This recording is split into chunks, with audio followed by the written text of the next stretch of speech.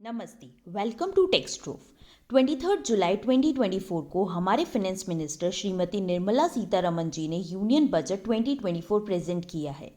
Budget में different sectors के लिए अनाउंसमेंट हुए हैं, बट आज हम one of the important sector that is income tax पे क्या इम्पैक्ट हुआ है वो सिंपलर टर्म्स में डिस्कस करते हैं। फर्स्टली इंडिविजुअल टैक्स पेयर्स की बात करते हैं।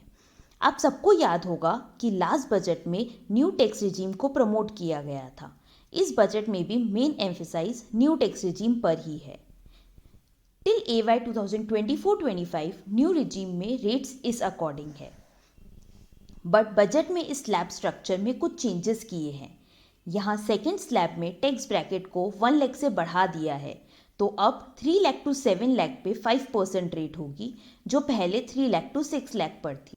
इस बजट में सैलरीड पर्सन की बात करें तो अगर वो न्यू टैक्स रिजीम ऑप्ट करते हैं तो उनको 50,000 की जगह 75,000 का स्टैंडर्ड डिडक्शन मिलेगा। नेक्स्ट, अगर कोई नॉन गवर्नमेंट एम्प्लॉय है तो उनके लिए 80 CCD2 that is employer contribution to NPS में डिडक्शन लिमिट 10% से 15% कर दी है, लेकिन सिर्फ न्यू टैक्स रिजीम में। ओल्ड में वो 10% ही है। गवर्नमेंट एम्प्लॉय के लिए तो ये बजट से पहले भी 14% ही थी। इस बजट से सैलरी टैक्स पेयर को 17,500 तक का एक्स्ट्रा टैक्स सेविंग होगा एंड 7,75,000 तक अगर उनकी इनकम है तो उनको कोई टैक्स नहीं लगेगा। बजट में फैमिली पेंशन पे जो डिडक्शन मिलता है उसको भी इंक्रीज करके 25,000 कर दिया है। Now one of the major changes हुए हैं कैपिटल गेन में। फर्स्टली अब 2 ही होल्डिंग पीरियड है, 12 मंथ्स एंड 24 मंथ्स। जितने भी लिस्टेड सिक्योरिटीज है, listed shares, equity mutual funds, listed bonds, units of listed business trust, उन सबका होल्डिंग पीरियड 12 मंथ्स है। अगर 12 मंथ से कम पीरियड में आपने उनको सेल कर दिया है तो STCG लगेगा, और 12 मंथ से ज़्यादा है तो LTCG लगेगा। एंड बाकी कोई भी असेट हो that is gold, debentures, property, building, unlisted bond, shares, इन सब के लिए होल्डिंग पीरियड 24 मंथ्स है। पहले कुछ असेट्स पे 36 मंथ्स था, उन सबको कम करके अब 24 मंथ्स कर दिया है।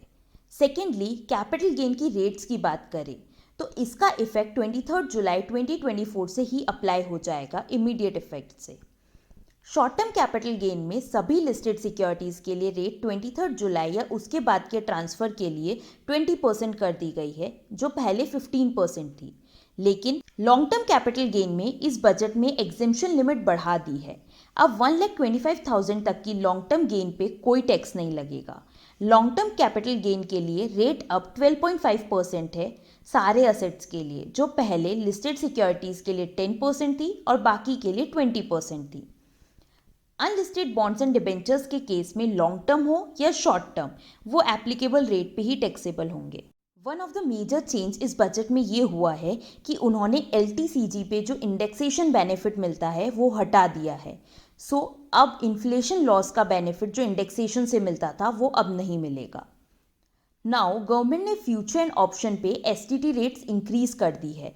फ्यूचर पे अब STT 0.02% है एंड ऑप्शन पे 0.1% है। इस बजट में एक और मेजर चेंज है that is taxation on buyback of shares. पहले शेयर होल्डर्स को बायबैक की इनकम एग्जेम्प्ट होती थी एंड कंपनी को टैक्सेबल होती थी, बट अब जो भी अमाउंट शेयर होल्डर को मिलेगी बायबैक से वो पूरी अमाउंट शेयर होल्डर को ही टैक्सेबल होगी डिविडेंड की फॉर्म में, एंड उस पर स्लैब रेट के अकॉर्डिंग टैक्स लगेगा। बट इसमें cost of acquisition and expenses का डिडक्शन नहीं ले सकते हैं इन केस ऑफ बायबैक। इसमें जो शेयर्स बायबैक हुए हैं उनकी वैल्यू ऑफ कंसिडरेशन हम नील अज्यूम करेंगे, so cost of acquisition he capital loss consider होगा एंड आप in future cell of shares के अगेंस्ट उस कैपिटल लॉस को सेट ऑफ कर सकते हो। एंड लास्टली, फॉरेन कंपनीज के लिए इनकम टैक्स रेट 40% से कम करके 35% कर दी है। That's all for today. Hope you found this video helpful. Stay tuned for more updates and insights, and don't forget to like, share and subscribe to TechStrove. Thank you.